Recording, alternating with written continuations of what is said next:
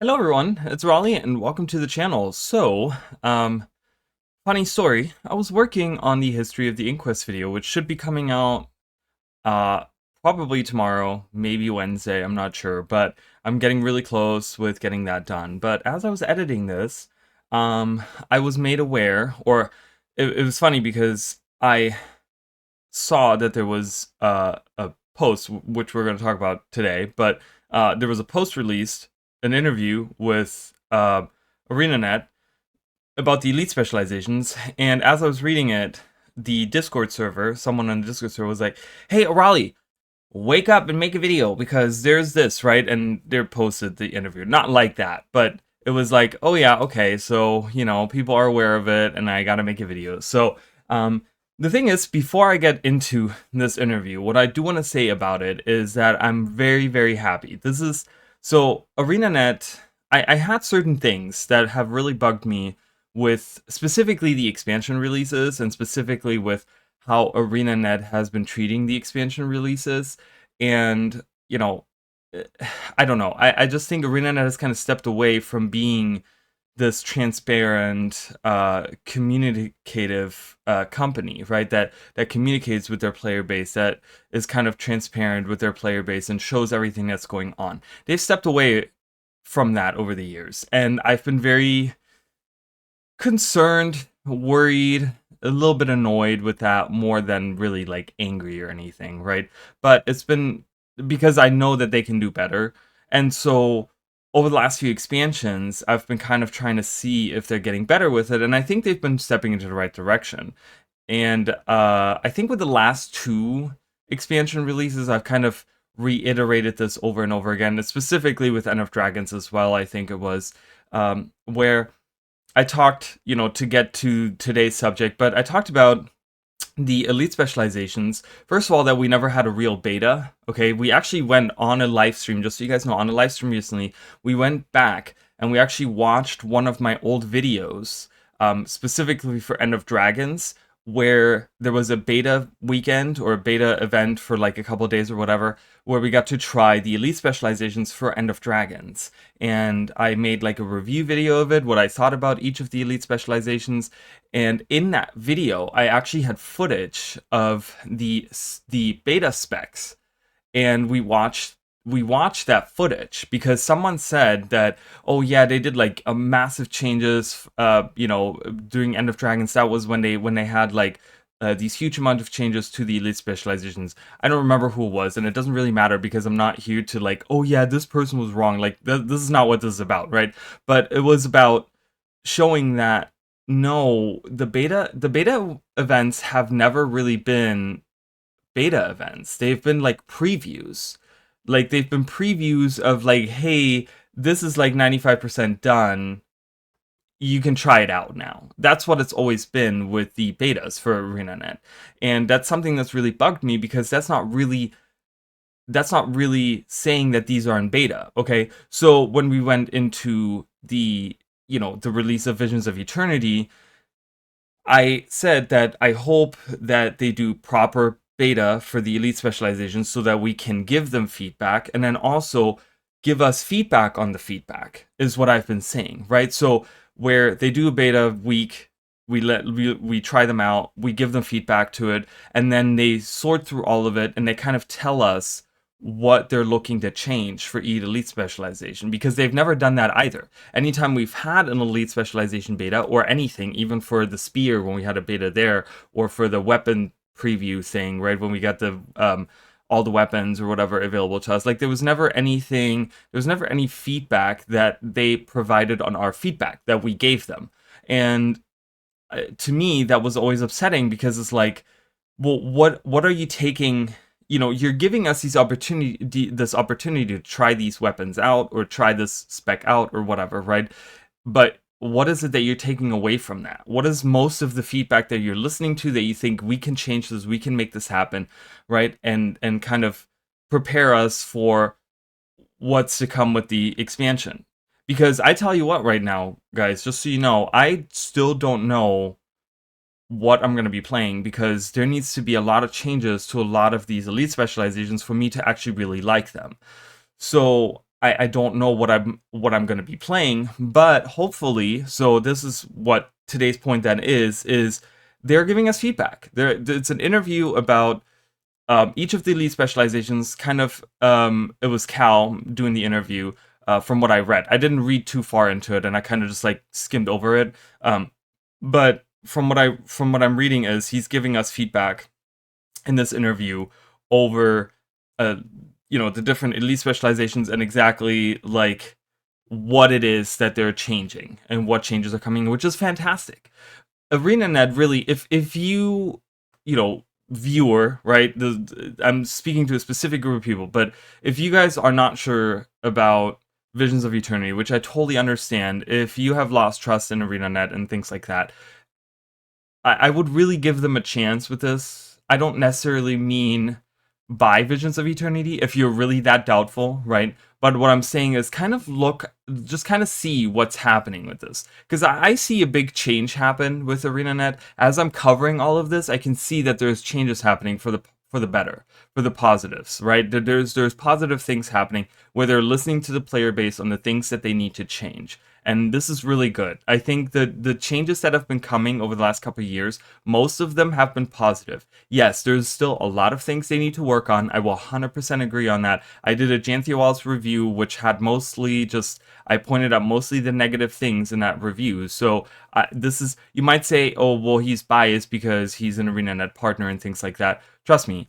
I don't live off of making content. This is a hobby still to me. So yes, there's a little bit of bias. But it's not as if having my lights turned on and my internet turned on is dependent on that, right? So, but I will say that I really do think on like an objective viewpoint, I think that ArenaNet is heading in the right direction. They're slowly getting back to the ArenaNet that they once were, and that they're slowly listening to their player base on things that need to happen to the game. And I encourage everyone to maybe look at it, right? If you're still not convinced, that's totally fine. I get it, right? A lot of people are like, I don't know. I didn't enjoy Janthia Wilds, and I don't think this is for me, which is totally understandable. I get it, right? But just keep your mind open and just kind of look at it and kind of see what's coming, because even myself, I still have a lot of doubts. ArenaNet still has to prove a lot of things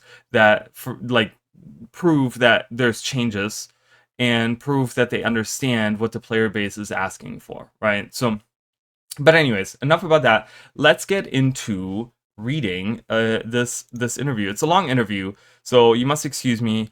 This room in particular, just so you guys know, when I get like raspy and coffee and stuff, it's because this room gets really hot, okay?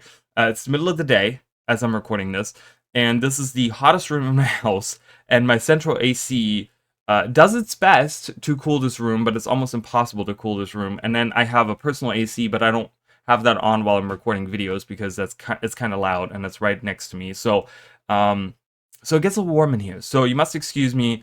But yeah, as you guys can see, this is a very long video, so we're gonna go through all of that, and I'm gonna give my personal opinion, and it's Phil. Was that Phil Savage? Was that the he's the really cool writer that we like from PC Gamer, right? Wasn't he the guy that did all the other interviews and stuff like that, all the other posts? So I really like Phil. He does a great job. He's very knowledgeable about Guild Wars 2. First of all, he's known, like, he's not one of those people that writes that doesn't know anything that's actually happening in Guild Wars 2, and he's actually a really great writer too. So I really like reading his stuff. So that's my opinion there. But let's get into it. So Guild Wars 2 exclusive. ArenaNet breaks down the changes coming to all 9 new elite specializations in the next expansion. After a beta in August, ArenaNet is fine-tuning its new elite specializations ahead of Visions of Eternity's release later this month. Guys, Visions of Eternity is really, really close. We're almost there. There is still a few things that I would like to talk about before this. That's why I'm trying to get this Inquest video out, and I haven't made too much Guild Wars content, but just so you guys know, there is Guild Wars content coming to the channel. Like, I have... I'm trying to get videos done. There's like 3 or 4 videos that I want to get done before Visions of Eternity, and I'm really trying to get there. It depends on what ArenaNet's next steps are, because they're not outlining what they're talking about next. So it's kind of, I'm kind of waiting every week for like Wednesday to see what I can work on, what I can't work on. So we'll see Wednesday like how much stuff I can get done. But definitely the history of the Inquest video is coming out. I'm working on that right now, and that's definitely something I want to do soon. So these pictures, I'm not going to look at all of them. Obviously, these are just like regular pictures we've already seen. So let's just read. For the first time since switching to an annual expansion cycle, Guild Wars 2's next release will introduce a new set of elite specializations for each of the game's 9 classes, or professions as they're called in-game. Elite specializations are a pretty big deal, making fundamental changes to how a profession plays. New traits, utility skills, and an overhaul of the base profession mechanic means entire new builds for players to try. We definitely figured out that we wanted to do elite specs pretty early, says Cal Cohen, senior game designer for Guild Wars 2, in an interview with PC Gamer. Previous annual expansions have focused on adding new weapon options for each profession, which Cohen notes are a lot more specific in what they can do for a profession's kit. New elite specs, meanwhile, give ArenaNet a lot more options in what they can pursue. When we look at elite specializations, we really try to shift the profession mechanic into something more radical, so that the gameplay is significantly changed, and usually elite specs can also fill a couple of different roles. So whenever we can do elite specs, I think we want to do elite specs. I love it. Yeah, I mean, I wish ArenaNet would do more of them. Obviously, I think most of us wish that every expansion, but I think it's just not feasible to them. And obviously, previously during End of Dragons, they stated that the reason they're not adding them is because they kind of ran out of creative room or whatever they called it, right? Which I think was kind of a cop-out answer, because I had come up with 2 sets of elite specializations that I felt like were pretty unique, and before End of Dragons, and we actually looked at them recently. I think at some of them we looked at, and it was like, here's an idea that you haven't done yet, kind of thing, So, but anyways, the new set of elite specializations, which are launching later this month, are all themed about the recently introduced Tyrian Alliance, an international group of characters from around the game's existing world. Yeah, it's not really international if it's very, like, just Tyria, pretty much, right? Like, Tyria, Cantha, and Elona, of course, but it's pretty central to Tyria, we have it, Castora is a whole new land, and we've seen the world map, it's massive, so there's a lot of places we have never heard of, never seen, never anything, right? So that makes it a more varied bunch than previous sets of elite specializations, which are more closely themed around a specific expansion. That's true, for sure. Here we have elite specs that cover everything from Elona to Cantha to Elona and Elona and Cantha to Lion's Arch, with more than a few that take direct inspiration from Guild Wars 1. Back in late August, a beta test gave players a chance to try out the new specializations. Overall, the reception is really good, says Cohen. Obviously, none of the specs are perfect, and we knew that going in. We know that as players get their hands on them, we're going to get so much more feedback than we could ever generate internally. There's going to be things that we missed, or things that don't necessarily land as well with the players, that maybe people internally didn't have as strong feelings about. That's good. We want to make these specs even better. Seeing a lot of the pain points that players are hitting as they're playing these specs more and more, that's really valuable to us. I think maybe some of these things, some of the crazy ideas we tried, ended up going pretty well, and maybe some of them didn't land quite as well, and that's fine. We have some time to go back and iterate on things that didn't necessarily work. So pretty much what he's already talked about before, specifically with the live stream that he did with Teapot and, oh my god, I can't even think right now. That one live stream. Anyways, I'm forgetting everyone's name today. It's one of those days where I just, like, names are just like gone out in the ether. I'm like, wait, I need them, but they're gone. So anyways, so he talked about that in that live stream where he was like, we and I kind of called bullshit as well. It was like one of the things where I was like, bullshit, because I did a review of that, right? And I said that because he said, well, you know, if there is a spec that we completely need to redo, then we're just gonna have to do that. And I was like, there's no way that you guys would from scratch make a new elite specialization. That's not happening. But I do think that they're prepared to make massive changes, and I think there are a lot of important changes that they need to make. And I've outlined those changes. So if you guys want to know my feelings about all of that, I did have a live stream where I covered all of. I don't know if I made a video. Did I make a video about how I felt about all of them? I don't think I did. Did I? I don't remember, you guys. Again, out in the ether, find it somewhere. I don't know. But there's videos. I did cover all of it. So as we go through each of them, I'm going to give like a short little like 5-minute thing of like, okay, this is what I thought about it. And we're going to continue reading, right? So shortly after the test concluded, I got to chat to Cohen about the new specs, running through each in turn to get a sense of not just the themes and ideas behind it, but also the feedback coming out of the beta that ArenaNet plans to address, which is fantastic. This is exactly what I've been looking for with ArenaNet. Absolutely love it. Okay, so Ritualist. Okay, let me just break down what I thought about the, okay, let's read actually what they say about the Ritualist, and then I'll give you guys my feedback on it, okay? The Ritualist is one of a handful of new elite specializations that call back to the original Guild Wars, finally tying the spirit summoning profession to Guild Wars 2's Necro.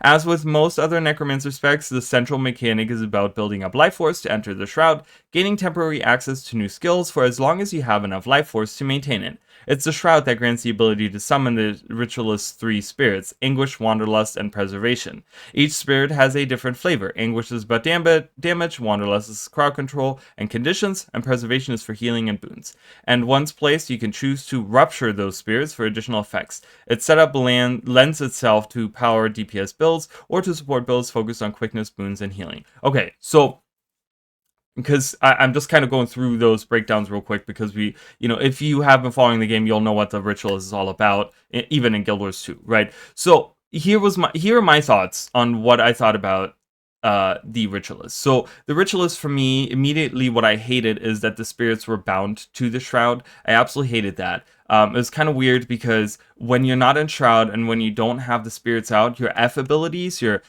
F2, 3, and 4, I think it was, yeah, right, F2, 3, and 4 don't do anything, because those are your rupture skills, and you only can use those, like, I guess you can use them even without spirits, but it's just kind of weird because they're there for the spirits or something, or maybe you can't use them. I don't think you can use them.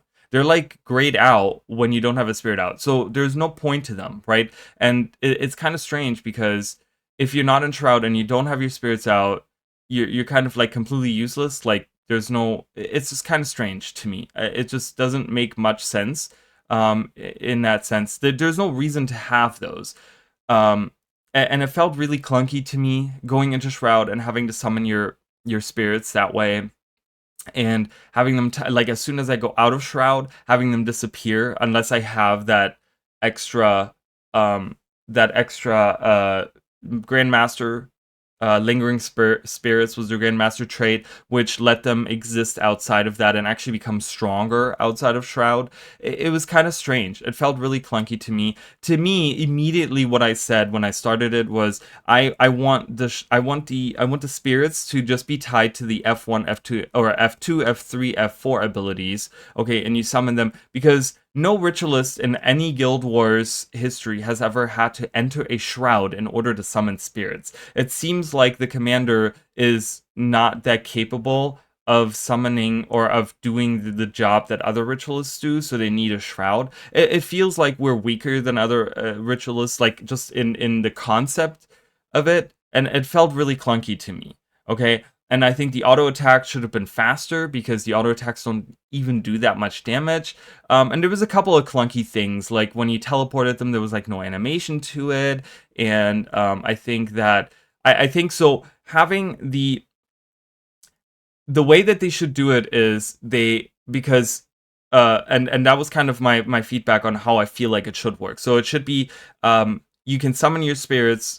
F2, F3, F4, you summon your spirits that way. They flip over to rupture skills, and then when you go into Shroud, you still have your 2, 3, and 4 ability, which actually are the spirit attacks, right? These are these attacks, because the way they had it now is you summon the spirit of anguish, and then it also does its attack at the same time, right? The special attack, not the auto attack, but the special attack. And I thought that just having the F2, F3, F4 to summon them, and then you go into Shroud and you have the 2, 3, and 4 to actually do the spirit attacks, that these are like completely detached from each other. I think they should not be the same thing, right? Like, I think they should be detached from each other. That was kind of my feeling. Okay, I feel like that would have 100% made that more interesting, and just have the spirits on a timer of 30 seconds or something. I think that would make it feel way more like the Ritualist from Guild Wars 1. So that was kind of my feedback. All right, anyways, let's go on upcoming changes. So I'm just I did not read this far. I only read to like the first part of Ritualist, and then I was like, all right, I got to make a video. So I don't know what this says.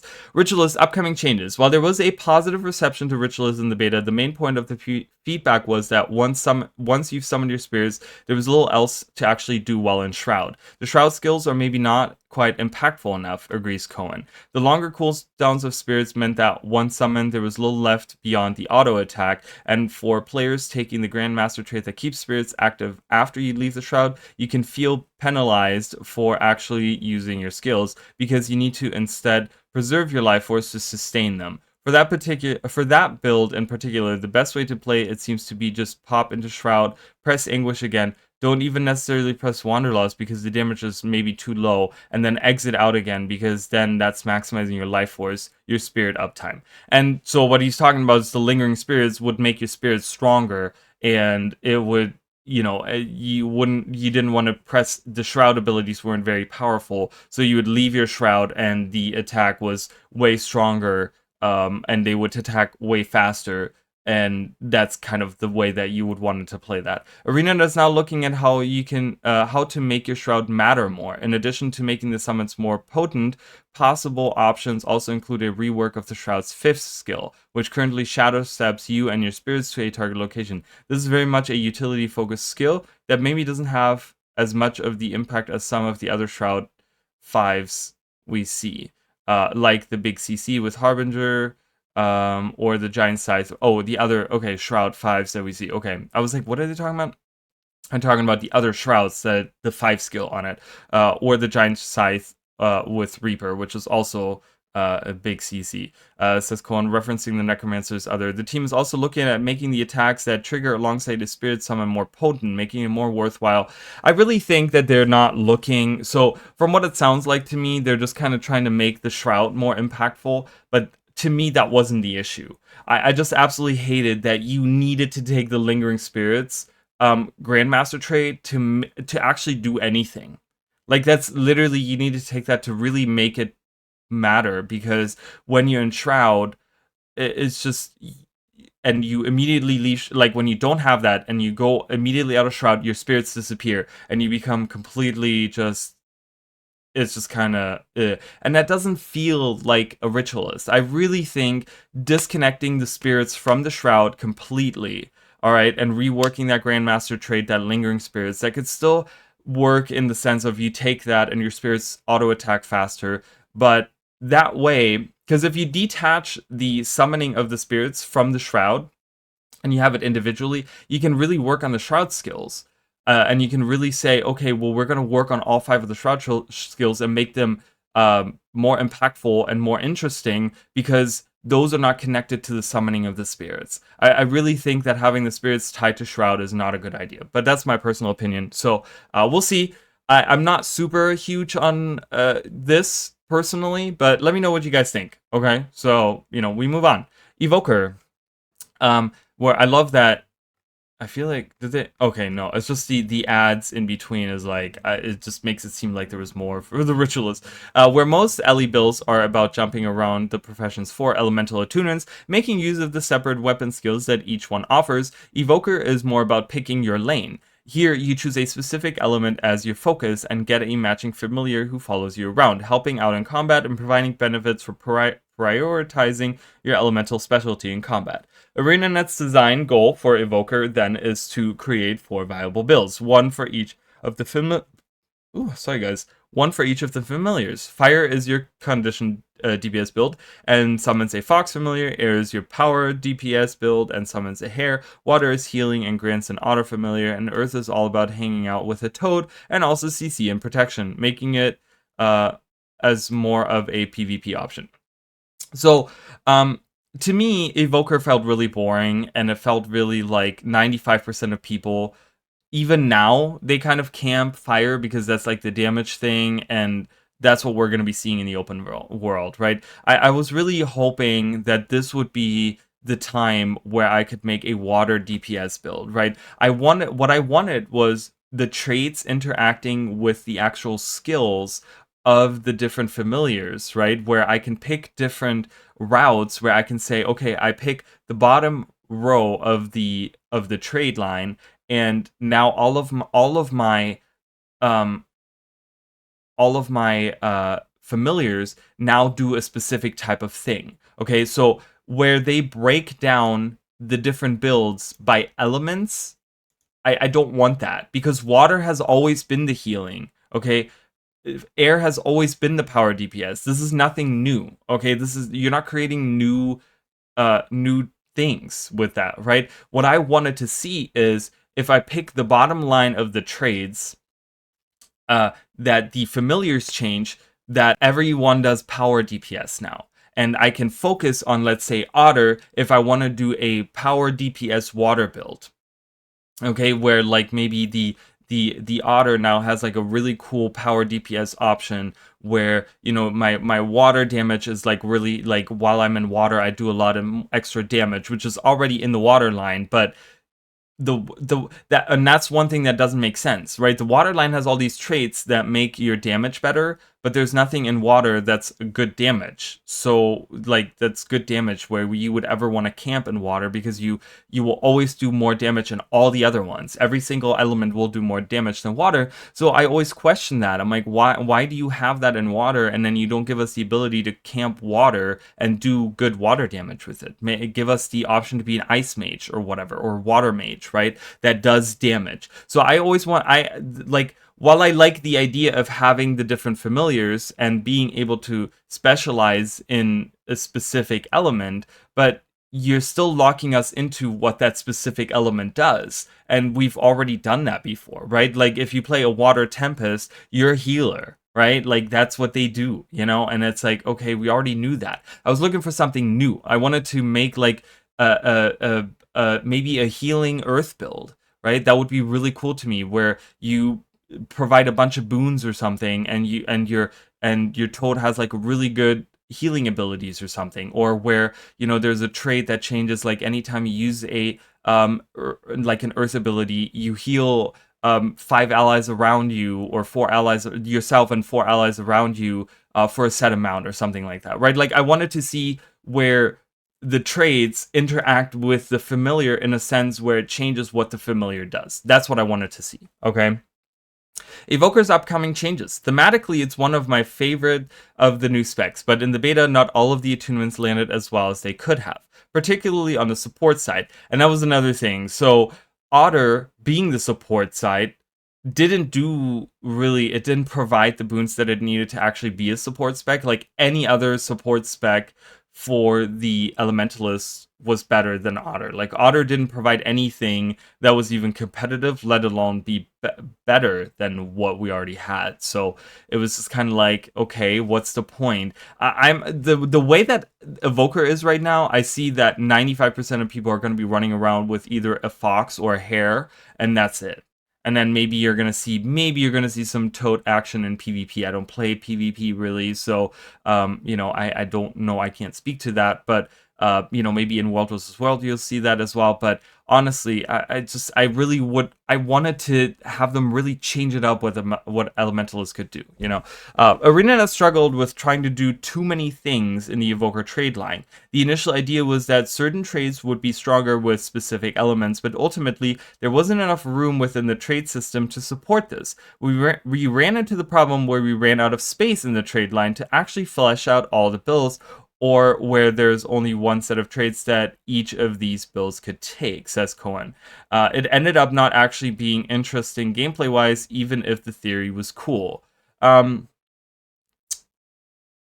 Interesting. I really, you know what, I love this. I love that they're saying like, because I agree with that. They were on the right step. They took the steps in the right direction, but they didn't have enough trade. Like, we would need double the trades in order to really see the amount, like, these changes that they're looking for. So I'm trying to figure, like, that's really interesting that they're saying that, which means that there's probably going to be some significant changes to that, I feel like, because then you're kind of saying everything you're trying to do with it is not working. You're going to have to rework all of the traits in a way or whatever, right? Cohen expects that reworking the traits will open up space for more variety. We're probably expecting a lot more generic or a lot more of the dual type traits, where it's a trait that's good for fire and air. Those are going to be the main DPS elements, so we're going to blend those together for sure. That's going to open up a lot more space in the trade line to add a lot more support boons. Because, as you guys can hear in my voice, I'm not very excited about that. Because that's the big flaw in the beta of all the support builds for Evokers.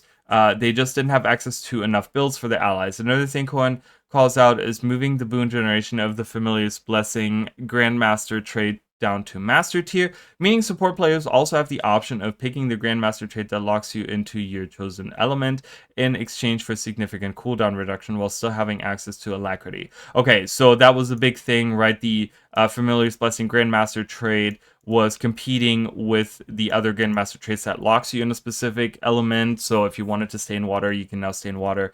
ArenaNet is looking at allowing the Familiar's skill to autocast, which, oh, thank God, that's already a step. That's something I really wanted, which was another big point of feedback. It's definitely a priority because if you're playing very quickly, it's frustrating to use my weapon skills, press F5, use my weapon skills, press F5. It's really weird key binding. We want to make sure the basic skills that the ones that you always want to fire off are given the option to enable auto attack. And it's not that F5 was like a situational thing that you wanted to use, but if you didn't use it right as it became available, you're wasting it because then anytime you use a skill after you, like, let's say your F5 would build up, right? And you're like, oh, okay, my familiar is ready to use its skill, but you're not pressing F5, you're pressing other skills. You're wasting those skills because they're not working towards building another F5 for you, right? So it was always like, oh my God, I have to press F5, right? And it interrupts whatever rotation you have going on because you have to press F5 to get the most out of that. And so I really like that they're looking at autocasting it.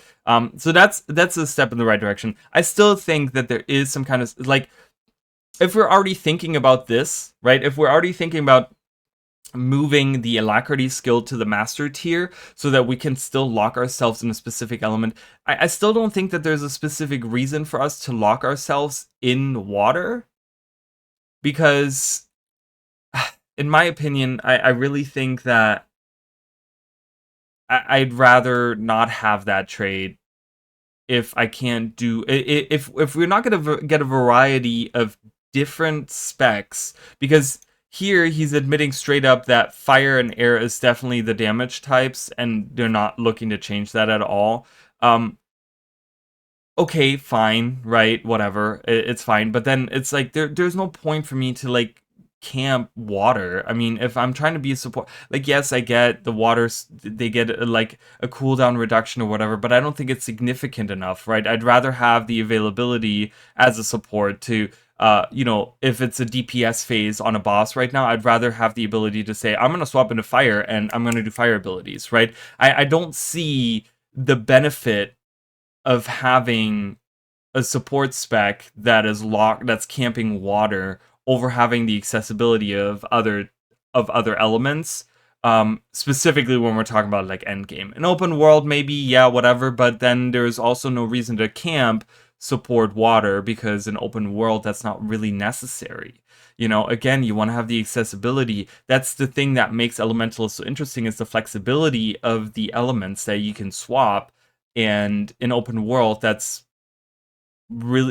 probably what you need, because you never know what you're going to encounter. Do I need to heal the group right now? On Decima, I was doing Decima today, for example, we were doing the world pass and I was fighting Decima, but like, do I need to heal this group right now, or do I need to do like, do I want to swap into something Conduit or into Earth for a little bit of defense or something like that? Like, you know, it's I'm still kind of like the purity of purpose. Like, I don't understand what that Grandmaster is really doing other than just like, hey, yeah, you can be water elementalist, yeah, but what's the point? I'm just healing anyways. I'm just a healer anyways, and as a healer, I'm reduced to like just pressing those 5 skills, and I don't do that much damage.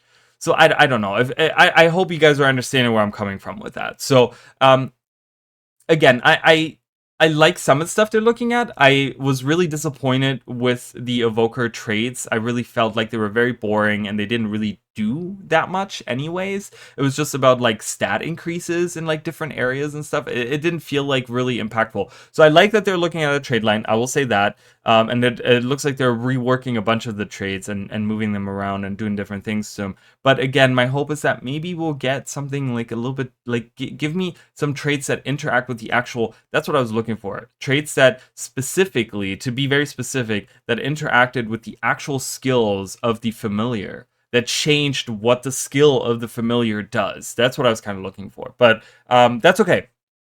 I think a lot of people will be happy with this as changes, and obviously this is not the very end of it, right? People need to understand, like, yes, maybe this is how they're going to come out for Visions of Eternity, right, for the release, but they're always doing balance updates. And the last couple of balance updates, ArenaNet has been doing a really good job with, like, actually not just adjusting numbers, but actually looking at the functionality of different trades and different skills and changing those. So I'm hoping that they're going to look at those a little bit more as we go further into Visions of Eternity. Just remember, Visions of Eternity isn't just October 27th release, right? Visions of Eternity is a whole 9 months of releases and balance updates and all kinds of things, right? Which, you know, it's not just this is the expansion release and boom, you're done and you're off and we're done and we're moving on to the next thing. But it's 9 months of releases, you know, of major releases and major updates and things coming. So we're not just done at the end of this month, right? So anyways, illusions are out, instruments are in. The Troubadour gives Mesmers a new bardic theme, playing instruments and reciting poems in order to deal damage and support allies. Instead of generating and shattering clones, you build nodes and use them to spawn spectral instruments, a lute that does power damage, a flute that applies conditions, a drum that dazes and stuns, and a harp that heals allies. How long each instrument lasts will depend on how many nodes you generated before it was summoned. Each instrument has a corresponding tail, a utility skill that grants extra effects. Oh, another thing, I'm sorry, before we move on, I'm sorry that just popped into my head. The other thing was the AI on the actual familiar, not the pet AI. ArenaNet needs to change that. They need to be more like up our butt. Like they need to be next to us. Like they need to be like on us more. Because there was like half the time I didn't know where my familiar was, because they're already like small, which is fine. I get it. We don't want too much visual clutter, but they're off doing their own thing somewhere, and I don't even know where they are. And I kind of really hated that. So that was another thing. Anyways, sorry, going back to this. So that was a small little. Each instrument has a corresponding tail, a utility skill that grants extra effects if it's used while its paired instrument is playing. Recite the tale of the Honorable Rogue, for instance, and you'll cleanse movement and pairing conditions for yourself and allies. Do it while the drums are playing, though, and you'll also grant everyone super speed for a few seconds. Okay, so on the Troubadour, I like the Troubadour. I've always wanted like a minstrel type, a bard type, you know, that I always thought that that would really fit. It was one of the elite specs that I had like a concept I'd come up with. Not, you know, I wasn't the first one to come up with it, but I made a concept around a bard for the Mesmer with, you know, for End of Dragons or whatever. I always thought that would be really cool because they've always been the one musical kind of themed elite or a spec or a profession, and having a spec around that would be really cool. So I like the idea really behind it. I like the instruments. I wanted them to be louder. Apparently they upped the sound, the loudness of the instruments and stuff. They already did that. I never played after they did that. I never played the elite spec after that. But the other thing that kind of bothered me was the tails really didn't feel like, the tails felt like a different thing. Almost like the instruments and then having the tails, like it didn't, there was like a disconnect for me because I feel like the two don't don't really mix together, because it's like I guess they're trying to do like the whole minstrel that like is telling a tale in the tavern or whatever, right?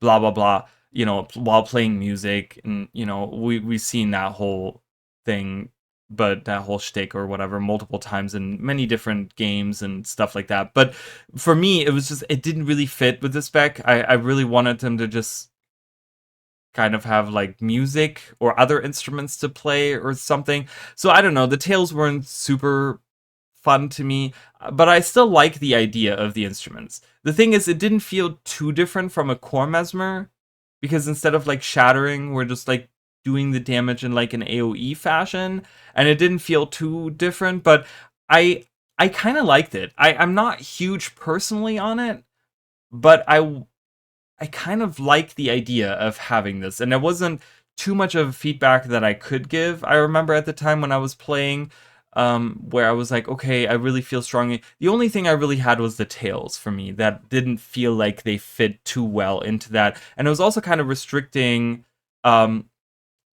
I wasn't it like, I don't really remember how it worked, but it was like you had to use a specific tail when a specific instrument was playing or something to make it stronger or something, and so it was just like you're forced to use certain skills and certain, you didn't have the freedom. It was a little constricting. Maybe I'm wrong on that, but anyways, let's see what they're changing on this. Much like Ellie, there's a strong thematic through line in the Mesmer's new Elite spec, which is great, right? One that feels particularly cohesive thanks to the obvious interactions between profession skills and utilities. If anything, though, players wanted that theme to be more present in gameplay. It's spectral instruments making themselves more known. Another thing, just sorry, it's been so long, and I'm kind of thinking of all the feedback that I had. So one other feedback that I had for the Troubadour was that the musical notes. So we had the musical notes that were on the bar, right? That were like above the bar. It was musical notes, and you could build up like 3 of them or whatever, right? And or 6 of them or whatever it was, right? First of all, that was all weird, because there was a specific reason, because it was like the first few notes of like the Guild Wars theme or whatever it was, right? So it was like a cool callback to that. But a lot of people were like, this doesn't make sense, because now you're just kind of, you know, whatever. So, which is fine, okay? I get that feedback, and I think Arena is going to change that. I liked that there were musical notes. The thing is, I compared it to the Virtuoso. The Virtuoso, right, when you stocked blades, you would have blades above your head, and that way I didn't have to play. One big thing that many of the Elite specializations here had was the playing the UI.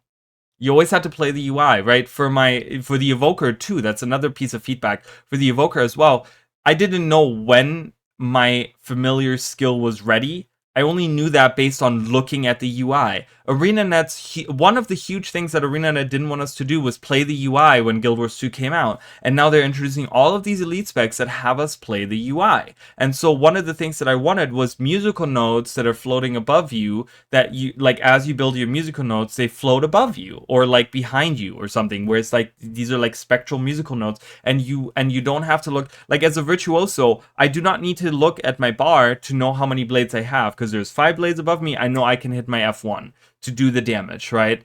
And I can see them build up above me, and I don't need to play the UI. So I really, really want them to do something that shows me like little musical notes floating above me that show me, okay, I'm ready to blast this skill now. I'm ready to use this skill. I don't want to have to look at the UI. And this is with Troubadour. This is with the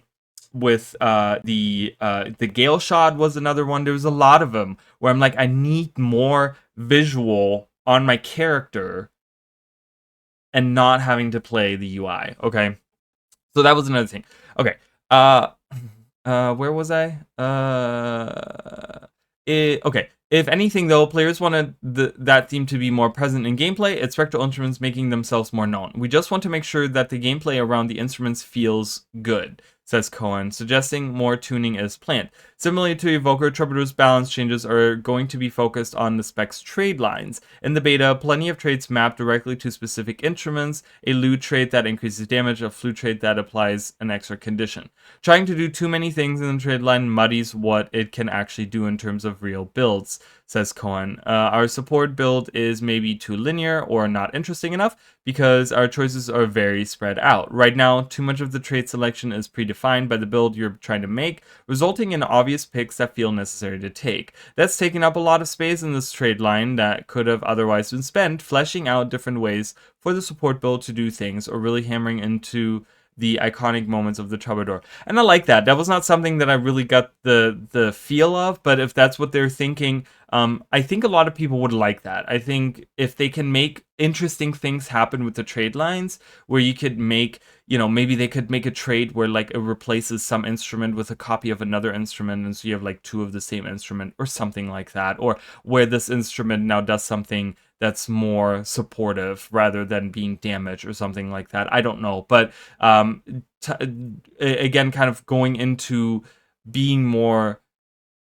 I think one thing they've realized is that they tried to do too many things with all these elite specializations, and so no specific builds came out because the trade lines are just so all over the map that you can't really build a support build or a damage build or whatever, and you're kind of stuck with picking certain trades that might not do anything for your specific build, but you have to pick them because you have to make a choice between three, and all three just kind of don't land on that specific, spectrum of what you need. So, but anyways, like I said, I really, for me, I think the biggest thing for Troubadour was really the visual of it, right? Like, I like the visuals of it, but I would love to see, like, if we're really tying in the musical aspect of it, it was like the utility skills, because this is kind of strange to me, where they say right here, that feels cohesive is the utility skills and the profession skills. They didn't feel cohesive to me. Like I said, the tails felt very, that's a different thing.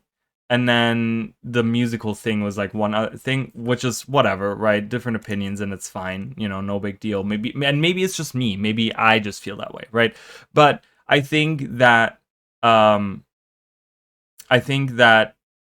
definitely having the floating notes is something that I would like to see. So, the Galeshot. Ooh, the Galeshot. It's finally happened. The Ranger has the Ranger has an elite spec that focuses on the range part. As we were looking at the elite specs, building the elite specs, it was like, what is Ranger actually lacking? And it is actually lacking that true range elite spec, says Cohen.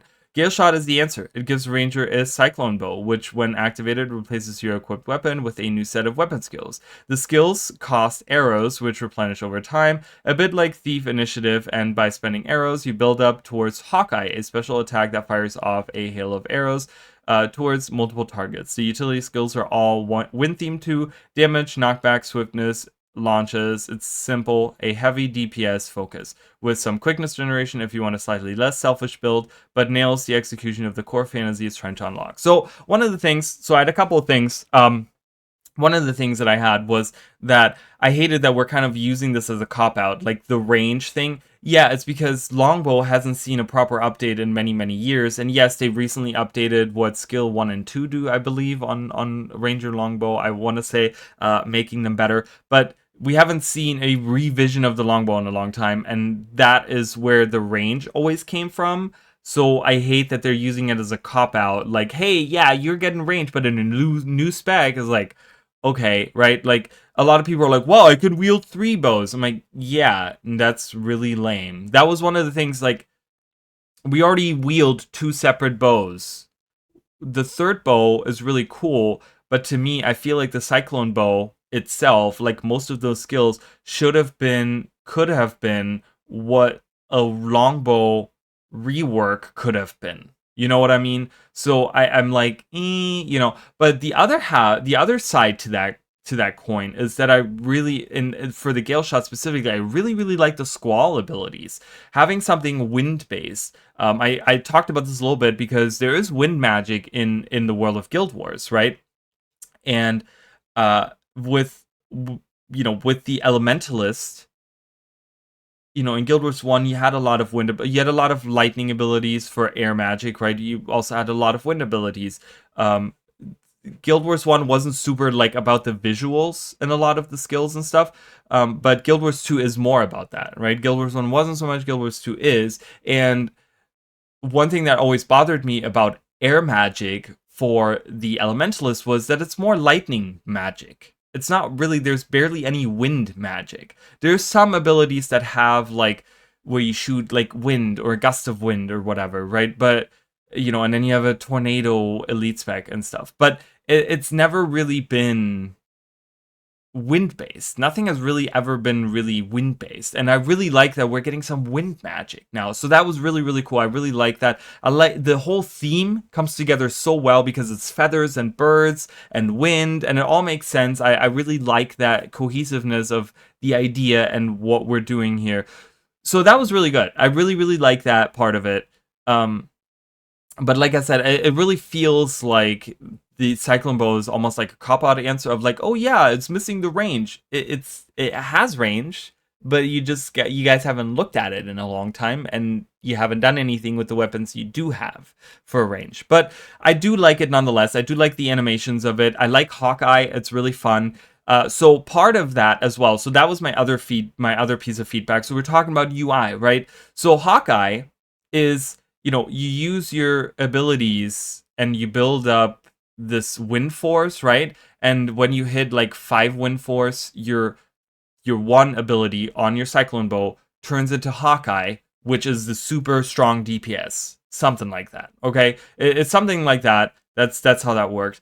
And my thing was that wind force, the only way that you could look at it was this tiny little icon in the UI, okay? It's like down in the bar, and now will tell you what level of wind force you're at. And it's like, why am I playing the UI again, ArenaNet? I want to know when I'm hitting wind force. I talked about this because there are certain moments where you need to DPS down an enemy, right? Like when a break bar, like you break a break bar, and that is when you want to hit Hawkeye. So you have to, you know, when you're fighting like champions and stuff like that. But you want to, there's specific times you need to hit Hawkeye. And they don't give you really the ability to, without looking at the UI, to time that perfectly. So again, they have these beautiful like green feathers and stuff like that they've used for the spec already.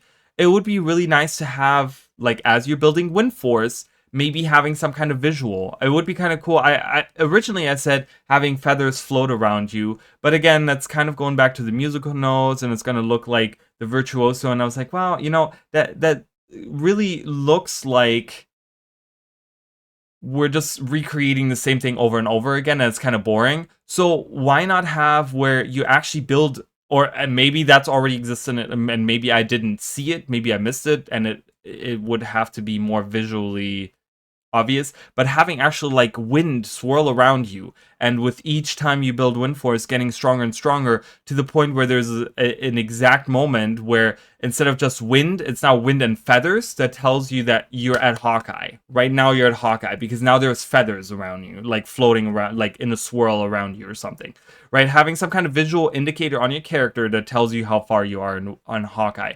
That was my only piece of feedback that I really had. Other than that, I liked it a lot. I think there was a lot of really cool stuff. I really liked the trades. There was some trades where I was like, I don't know. I feel like there's one choice that's always better than the other ones, but overall, I think they did really well. It was one of the better ones that they definitely had. One of the best ones they had for this set. So let's look at the Galeshot's upcoming changes. I think Galeshot was among the best received of the Elite specs during the beta, and certainly the one I had the most fun with. ArenaNet seems pleased with the reception. We didn't try to do anything too crazy with the spec, says Cohen. We had a great idea, strong theme, and the execution was just really done really well. It feels like Galeshot landed the closest to what its final form will be. Rather than any big feedback points, the focus is now on refining what's there. We have a handful of polish items, just small notes here and there. This skill needs a little bit more range, or some traits that could be a little bit more interesting. Alright, cool, I like it. And that's it. That's all they got for the Galeshot. So pretty much, so not a lot of changes to the Galeshot. So what you guys saw for the Galeshot is probably what you're gonna see, and there's always gonna be changes, right? And we're gonna give them more feedback. We're not done with giving feedback. I'm not done with giving feedback. I want them to do changes as as we go on and stuff. So with the release, I will be trying out the elite specs, and I will be giving more feedback. And I think there's gonna be a lot of other people. To do that as well, to give more feedback. So hopefully you guys are excited about this. Hopefully you guys are happy with this. Like I said, for me, a little bit more visually, I think I think almost all of the elite specs needed something more visually. There was, I don't know if they just focused on boop, boop, boop, boop, boop, and nothing like visually on the character, but I need just more things on the character. So that was my feedback on that. Anyways, Antiquary, which, oh boy, I really am interested to see what's going. Like the Galeshot, I was like, it's good. I think it'll be fine. But with the Antiquary, I was like, I really want to see what ArenaNet has come, because I didn't even know what to give feedback wise. So, what if the thief could summon the power of rats? That is the somewhat unusual thief. just that, right? Like Antiquary in name and definition. And then we go, what if the thief could summon rats? I'm like, point A, point B, bridge, please. That is a somewhat unusual theme of the Antiquary, an elite spec that gives you a little script buddy who helps enable your treasure hunting fantasies, stealing and deploying artifacts on the battlefield. I think our feedback thread on the forum was like about half of what it was before the beta even started, says Cohen. I think it was more than any of the other specs. Why is this? In part, it's because thief players are the most likely to be the edgelord PvP crowd. Cool stealth assassins who have no time for silly little rat pal. For a silly little rat pal. I'm a thief main. I'm allowed to say this. Okay, so yeah, right. I get where they're coming from. I know it's a joke, but I do feel like there is some truth to this, right? Because thieves are notorious in the World vs. World and PvP crowd, where they're like, these edgelords that are just like sneaking in and killing you from behind and like backstabbing you and then leaving the battlefield, and we can't do with the silly little rats, right? That's not what we do. Thematically, then, Antiquary had an extreme love it or hate it reaction from players, both memes and complaints generated in equal measure. It's also one of the more experimental specs with an element of randomness built into its design. The usual steal mechanic is replaced by Scrit Swipe, which randomly awards 2 artifacts you can pick between from a pool of 8. The utility skills too can be activated while still on cooldown, but with a chance to backfire with a negative effect if you risk it. So my thing was that I just thematically and what they were talking about, like these aren't artifacts to me that we're using, and the name Antiquary insinuates something completely different than what we ended up getting. Okay, and I know they were trying to do like Indiana Jones, but I don't get Indiana Jones vibes. And then they had the icon, even you can see there was a card element to it, which they at first I was like, oh, it's not the card, but it's just the rare collections icon, and many people talked about this, right? But then they integrated the card element into some of the trade names, and I was like, okay, so I guess there was an element of cards where they were thinking about cards and that type of stuff. So it seemed like this specific spec was like all over the map, and I feel like it didn't come together very well, and I felt like it was very silly, and it was too random to actually be really effective, because you could be stuck, like if someone is really unlucky on the things that they get out of the artifacts that they get, or trying to use their utility skills a second time, and every single time things explode, it would feel kind of restricting. So I wasn't huge on it personally. I feel like there wasn't a specific theme, because I cannot describe to you the Antiquary's theme in one sentence, unless I have a run-on sentence that goes on for about a paragraph, right? Because it's so all over the map, and I kind of don't like that. I like a cohesive gameplay with a cohesive theme and idea behind it, and I feel like this one had too many things going on, right? we're doing comedic relief with Squid, and then we're doing artifacts, which are like, we're doing funny little items here and there, but we're also having like some actual artifacts in there, and then we're doing like randomness with the utility skills, and then we're doing, and it's like, and then I don't know, it just felt like, to me, I really didn't like it. It was probably my least favorite out of all of them, and I kind of left the beta thinking that is not it for me. Maybe at some point, maybe they're going to do changes, so let's read about it. Antiquary's upcoming changes. The diverse range of opinions on its theme aside, a lot of the feedback from the beta, and this reflects my own experience, is that the randomness leads to situations where you're forced to play the UI instead of the game. Again, another huge thing. We have, instead of a visual indicator on the character, we have to play the UI to see what the artifact is. They need to come up with some kind of something, right? Some kind of something to indicate something. I don't know how, but yes, that is a really good point. On stealing artifacts, you've got to take time to process what they are, what they do, and how to best use them. The lack of consistent results making it hard to build up muscle memory as you play. Great points, Phil. Amazing, great points. We definitely want to make that trade. I'm hoping that those were his points, because that's what it sounds like. He's a thief main, so it sounds like that's from his own take there, and then now he's saying what what Cal has been saying. We definitely want to make the trade that guarantees an offensive relic and a defensive relic baseline with the spec, says Cohen. In the beta, the split deck trade made it so that instead of picking 2 relics from the entire pool of 8, one would always come from the pool of 4 offensive artifacts and the other from a pool of 4 defensive artifacts. In the full release, this will now be the default behavior. Alright, so for those of you interested in that, in the spec, there you go. So that trait, the split deck trait, is now baseline, which is good, because that also opens up another trait to like a spot for another trait, so we can see something else in there. We don't want those moments where you need a DPS skill and you drew 2 defensive artifacts, or you need that big defensive moment and sorry, you got really unlucky and didn't get what you're looking for. So that's going to be the extra layer of mitigation just built into the spec. I think that's going to help a lot. And that's all we get. That's all we get. Just that the one trade goes in there. So I read a lot of feedback on Antiquary, and I can guarantee you that there was a lot more feedback given than just having that one split deck trade changed, because that's all they said. They're changing the split deck trade and nothing else. So I have a feeling, I don't want to be, doomer and, mean. I'm not trying to be mean at all, okay? But it looks to me like ArenaNet has no idea what they're doing with Antiquary and how to change it for the better. That's what it sounds like to me. If this is the feedback that you got, that's the only feedback you got and that you're giving back, then I feel like ArenaNet needs to go back to the drawing board with Antiquary and really figure out what they're doing with it, because that is not it. I know we're a month away from release, but I'm just saying this ain't it, Chief.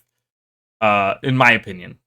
Okay, I know there are some people that really liked Antiquary, and if you like Antiquary, and if this is the change you've been looking for, I am so happy for you. And that's not me like patronizing or being condescending or anything like that. I'm really happy, because the thing is, I want everyone to enjoy the elite specializations, and I don't want to see, one of the things during End of Dragons was like, you saw 75 mechanists running around at any point in time. There was all these green mechs everywhere, because that was like the go-to, or like virtuosos, right? Those were the 2 big ones, and I don't want that. I don't want to see everyone running around as a Galeshot as an Amalgam.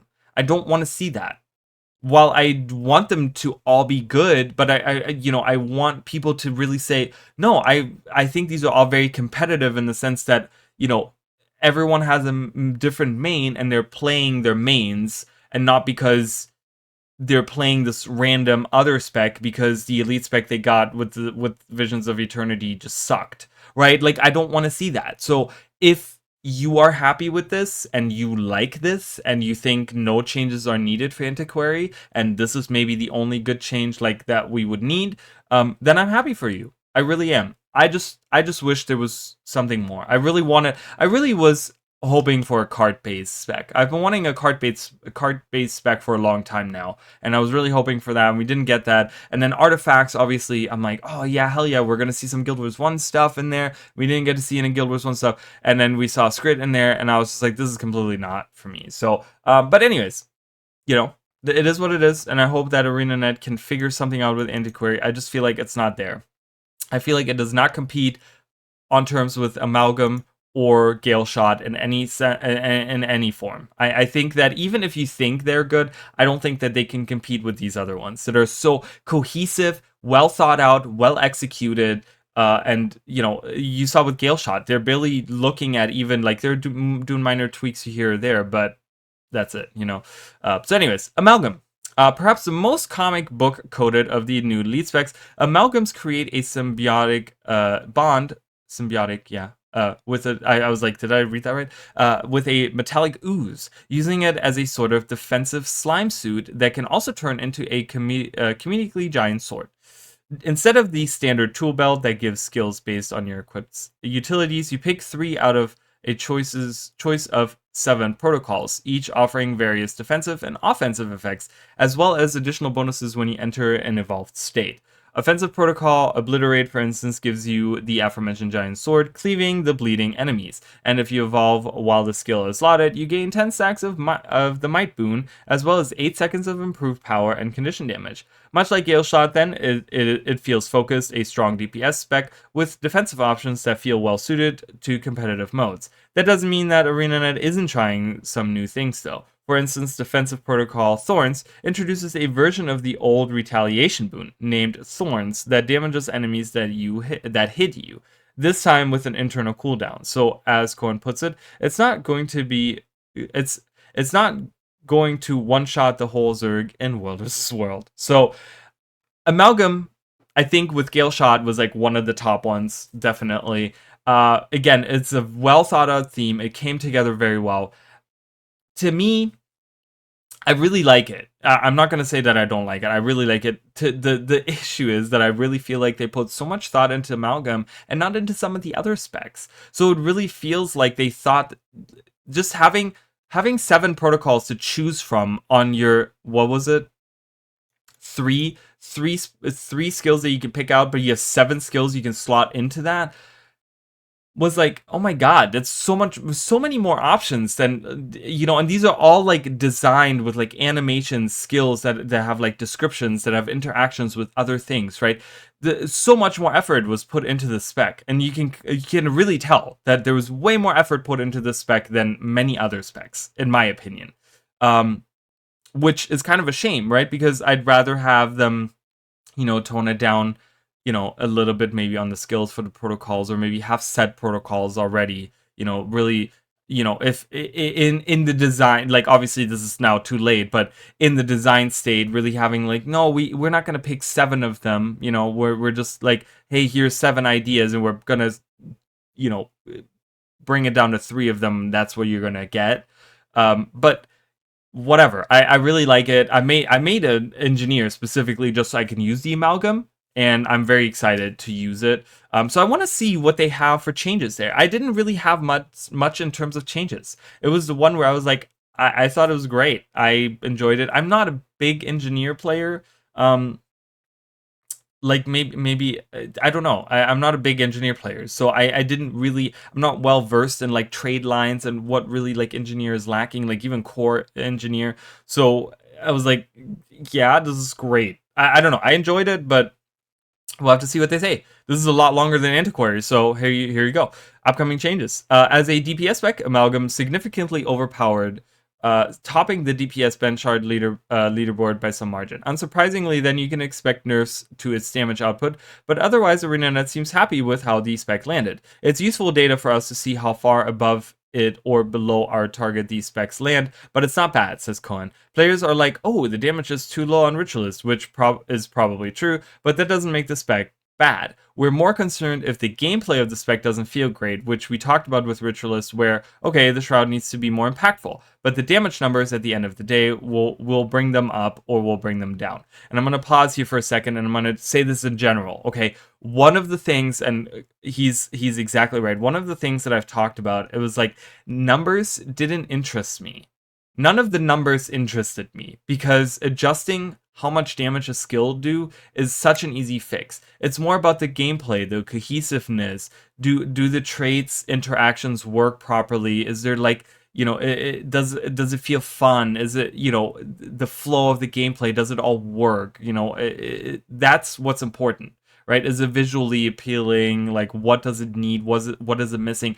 The numbers on it, like, yeah, the Amalgam out DPS all of them, but it's obviously going to get nerfed, you guys. Like, it's not going to have the same output on damage that it did during the beta. They'll nerf that because it completely did off the charts stuff. So that was one thing that I always talked about. It's like, when you're giving feedback, don't focus on the numbers. The numbers are going to be adjusted. Obviously, they're going to be adjusted, you know? So, because that's an easy fix for ArenaNet. They can just look at it and they can say, you know, I'm going to be honest, they you know, there's this whole thing about listening to the Snow Crows Guild and, you know, all the benchmarks that they do and all that stuff on their website, right? And a lot of people are always like, well, ArenaNet just looks at the benchmarks that Snow Crows has, and then they just take that and, you know, blah blah blah, they adjust it based on that.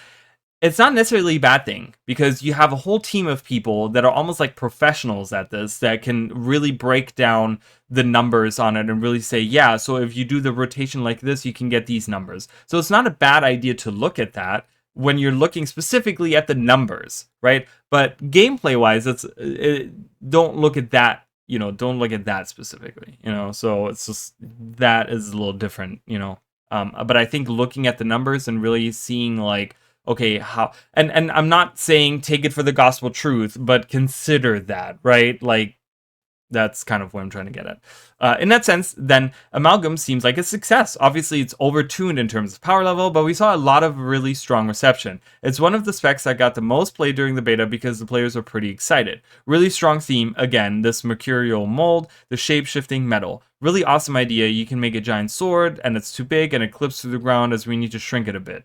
No, don't do that. Who cares about clipping? Guys, come on. It's about like, you want to be comedic, put the sword, be comedic with it. Stick to your guns on that. I don't personally care that it clips through the ground. Who cares? There's so many other issues about clipping through the ground or through whatever that is probably not what you should be focusing on.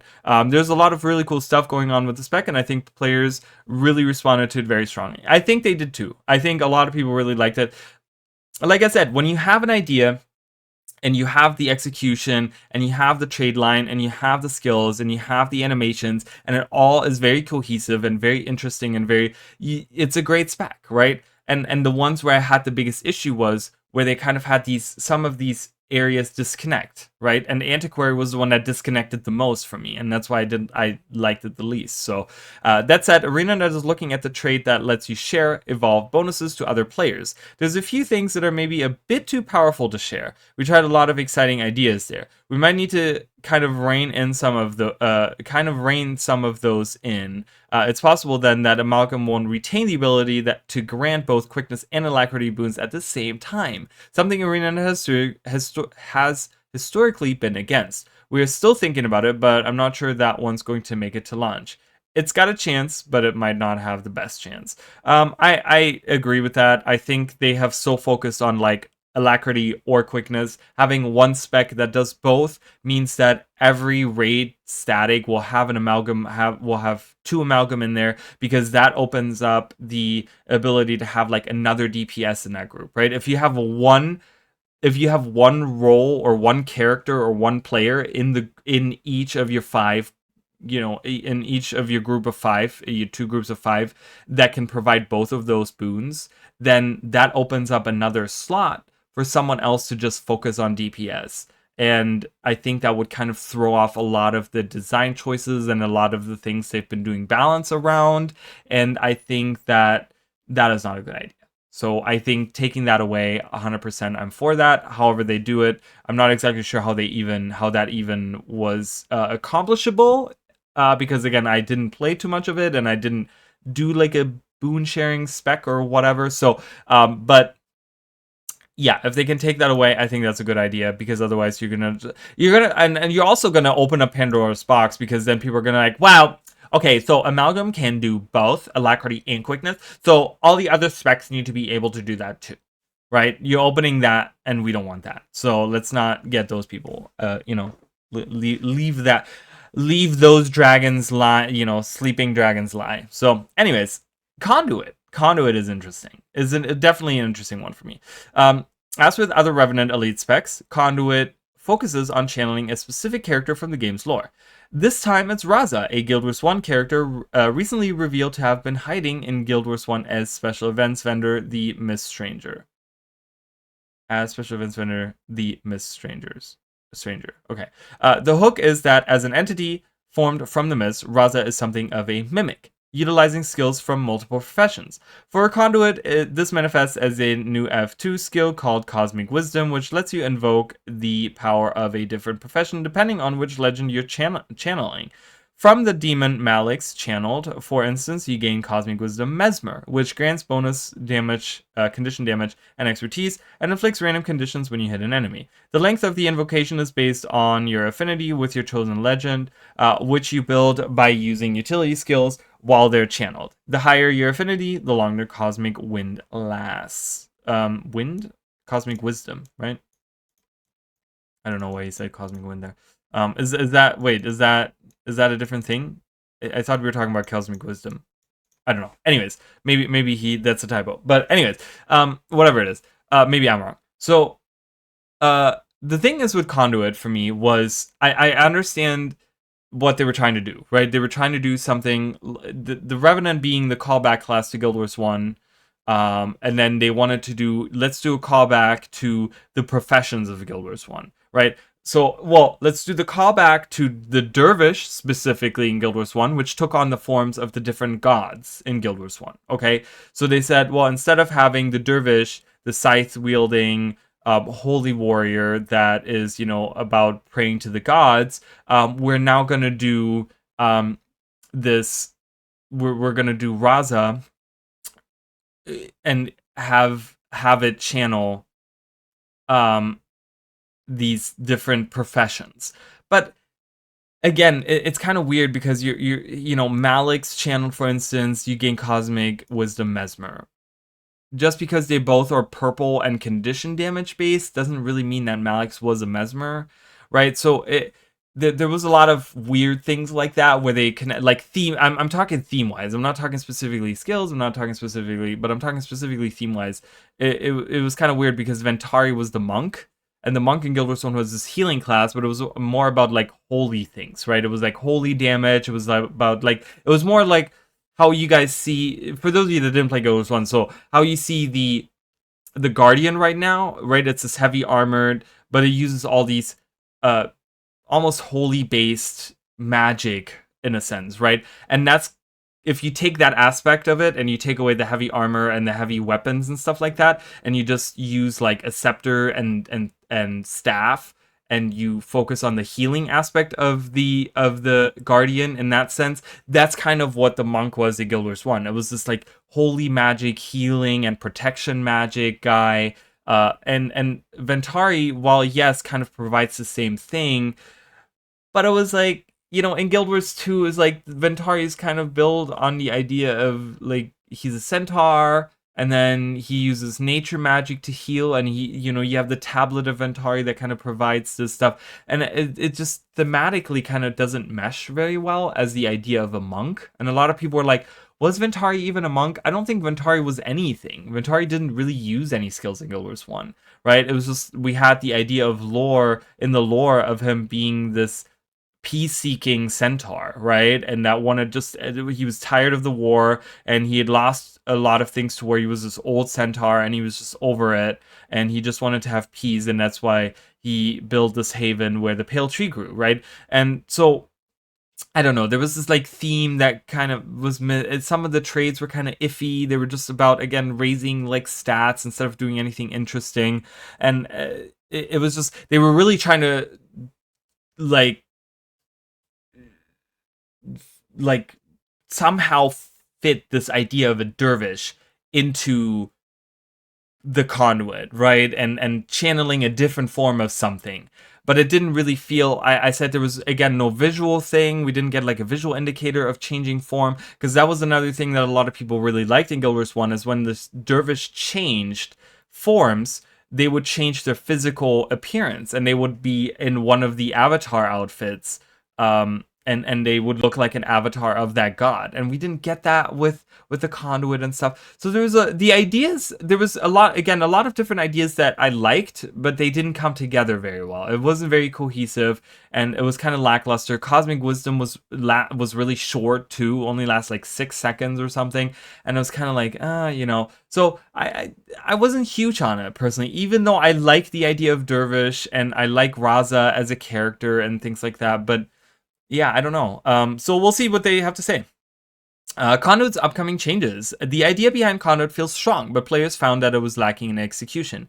I think Conduit is a pretty good example of where we felt that the profession mechanic didn't have quite enough going on, says Cohen. We had the idea of the new F2 skill, Cosmic Wisdom, where you could channel the form of these different professions to draw inspiration and play into a lot of different builds. You have the Condi build with Demon Stance, or the Bruisery build with Chalice, and I think that what we found is that from a gameplay perspective, the skills ended up just not being super interesting.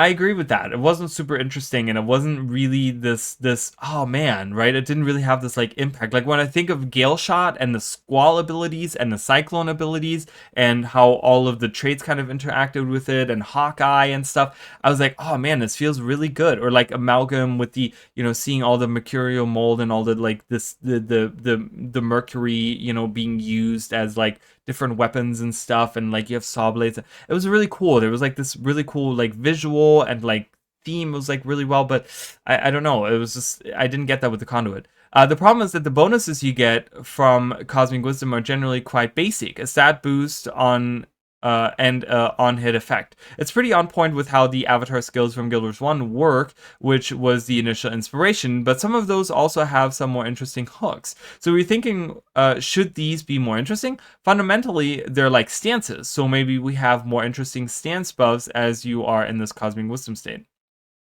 And I would like that. I think I would like that. Just it's like I said. There's also a visual aspect. I feel like they don't talk about at all in these. They just talk about the like numbers and the just what each of the skills do in general. But there's also a visual aspect to that I wish they would change. ArenaNet is also looking at Affinity, which is currently quite basic in its execution, a counter that extends the duration of your Cosmic Wisdom. While making the Cosmic Wisdom effects more interesting would make Affinity more relevant, Cohen notes that it currently feels divorced from the overall gameplay of the spec at large. We're definitely thinking a lot about that profession mechanic, because that felt like the big feedback point on spec. It just didn't do enough. Okay, I like it. I like what they're focusing on Cosmic Wisdom, and I think if they're focusing on Cosmic Wisdom, which is the main mechanic of the conduit, I think that'll affect things like trades, because I think as they're changing what Cosmic Wisdom does and what the abilities do, they're going to be thinking about what the trade interactions are like and what the visual thing there is too. So I'm hoping that there's going to be some changes there. I think it just really needed that oomph that like the other ones had, but like this one didn't have that. And I hope, because I would like to really get into playing Revenant. So I really want to see what they have for changes there. Pretty basic, nothing too specific either. They didn't like, specifically Cosmic Wisdom they mentioned. So expect changes there. Paragon. So just so you guys know, and we still have, okay, so we still have 2 more to go. So Paragon, just so you know, I've been maining Warrior now since Path of Fire, because I really, really enjoyed Spellbreaker. You guys see my Spellbreaker in all the videos and stuff, and it's been the one thing that I've been really looking for. I've been cosplaying as a Paragon in World vs. World, and I've been trying to do some shout supportive things in World vs. World, and I really enjoyed Paragon, and I know a lot of people didn't enjoy it, but I liked that it was like this more active spec than I feel like. I know there was this kind of thing where I was like, APM and stuff, and a lot of people were like, oh yeah, Berserker is one of the highest APM, but that's not necessarily what I'm talking about. I'm talking about when you're just going through open world, and Berserker is so simple in the sense that you just press F1 and you go into your Berserk, and then you press F1 again to use that skill or whatever, right? You go into your Berserk mode, you press F1 to use that thing, to use the Berserk mode, whatever. I forgot what they're called, the primal burst skills or whatever. I think that's what they call them. So that's the activeness there. The Spellbreaker was reactive in the sense that you would, or not reactive, but like preemptive, I guess, where you would use your full counter. You anticipate the attacks coming and use full counter. And then we had Bladesworn, which Bladesworn is kind of a mess, I feel like, right now, and really needs to be looked at, but that's like just equipping a whole new weapon, but there's, and you're just kind of using that, and then you're using your dragon trigger, and you just built that up, but it's not really active. There's no, like, you don't have to actively think about, like, okay, I really like that you have to switch between the chants on the Paragon a lot, and like, oh, okay, I'm doing DPS right now, so I'm gonna be attacking. Oh, now we gotta heal up, so I'm gonna use my, like, my F2 or whatever, right? And it's like, you kind of had to, like, swap, and I really like that about Paragon. So, sorry, I did the feedback already before I even read that, but so my feedback was that I kind of wanted. I don't even remember what my feedback really was. Let's read what they say about. So maybe it'll come to me. Another Guild Wars 1 profession returning as an elite spec. Paragon gives Warrior a more support focused kit with 3 new skills joining the traditional F1 burst: Chain of Action, Chain of Recuperation, and Chain of Freedom. These chains pulls boons to allies as long as the warrior keeps up motivation, a new resource that gains stacks when bursts are activated. That means you're juggling both the warrior's traditional adrenaline meter and the new motivation counter to get the most effective support out of the spec. On the utility side, Paragons get a version of Shouts, barking beneficial effects at allies. The twist is that each utility has an echo, an extra effect that triggers after either a set duration or when the warrior uses a burst skill. The elite skill feels particularly spicy, giving the player and their allies a few seconds of time where their health can't be reduced below 0. So, okay, so it's kind of, some of the stuff is coming back to me. So one of the things I really wanted, all of the stuff was only 600 range. I wanted all of it to be at least 900, and I said, because that's what Shouts do, and I said, why not even go above and beyond? We're doing something stronger than Shouts, so why aren't we doing 1200 range? I really think it could work. Maybe that's too much. Maybe there needs to be some testing if that's what they're doing, but I think the idea is still there that it definitely needs longer range. Okay, I think there's a complete consensus. The other one was visually. Again, visually, we're going back to visuals. Okay, we only get the golden wings on the elite skill, which is on like a 75-second cooldown. Okay, so we only see the golden wings once every 75 seconds, even if that, like, that is more of a situational skill, the elite skill anyways, so you won't see that all the time. So that kind of bugged me. Okay, that really kind of bugged me, because I'm like, we really should be having that on all of the what is the elite skills called again? They're commands, maybe? Whatever they were, whatever the utility skills. On all of the utility skills, we should see the golden wings. So that was kind of my feedback. And then I also said that the 3 seconds, the echo, should be lowered to 1 second, I think. I know that that doesn't give a lot of time to use burst skills in that, to trigger that a second time, but I think that's okay, because we don't necessarily need that interaction. I don't need the interaction of having the burst skill trigger the echo while I'm using, because that is too much to pay attention to. Like, okay, I use this, and then now I gotta use this skill, and then, like, did the echo already come or not? Like, that's too quick. That's too much going on there.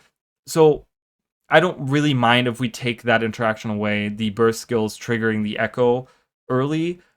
Maybe, so the way that I would change it is have the echo happen after 1 second and just reduce the cooldowns of those commands in general, and then you kind of make up for not having that second effect from the burst skill, in my opinion. So, but having it to like 1 second, I think would be better. And the elite skill, I think there was, we kind of talked about this a little bit as well. I would like to see maybe have the elite skill maybe teleport the friendlies to you, or there was something like that. We had some kind of idea on stream where we talked about maybe having a little bit more utility to it, where, and you know, having what it was, I think it was like, if there is a player downed in the area, like reviving them or something, like having like a percentage of revival in there. So the ones that are not downed, they're being shielded for a few seconds, but the ones that are down, maybe reviving them or something like that. Not maybe for the whole amount, maybe for like a set, like a big, like 50% or something like that. I don't know. So maybe something like that. It's on a 75-second cooldown, so it wouldn't be something that would be like abused all the time. But you know, having something that like an oh shit handle kind of thing, you know, would be kind of nice. Where you can be like, oh, you can use that, and you know. But let's see what they say. While there was a sense coming out of the beta the Paragon felt undertuned, one of the main pieces of feedback centered more on the look of the spec. Players want to see the wings more. Notes going, yes, woohoo, I love it. They're listening to at least one of the things that I really wanted. So as you guys like see, like there's bias because I've been playing Warrior a lot, and I really like Paragon. We've been playing Paragon on the channel, and we're doing Guild Wars 1 streams, and we've been playing Paragon a lot, and I really like Paragon as an idea, and I really want that in Guild Wars 2. And so I'm very excited to see Paragon, and seeing more golden wings. Yes, I'm so excited. Referencing one of the more distinguishing features of the Guild Wars 1 version of the profession. We have those on the elite skill, the big moment. Here's the Paragon wings in their full glory. And you know, we're thinking about it. There are other places that we can sneak those in, because that is the iconic visual moment. So, and like I said, here's the Paragon wings in full glory, this is the big moment kind of thing, is nice for the elite spec, right? Because you like lift up into the air or something like that, and then you have the wings pop out, and then you have this little symbol that comes behind you, right? But I think that we don't necessarily need to like lift off the ground every single time. We don't need a big symbol, right? But having just the regular elite, or not, the regular utility skills, you know, the healing and the 3 utility skills, having those maybe just have the wings instead of us like rising into the air or whatever, just having the wings pop up for a second would be more than enough for players. Just having that come out, you know, as you're using those would be a lot already. So maybe they, you know, there's some feedback there.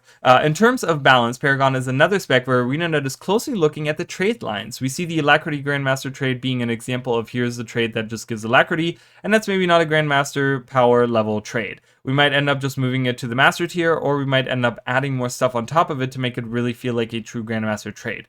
But there's a lot of examples, I think, in the Paragon trade line where it just didn't quite land as we wanted it to.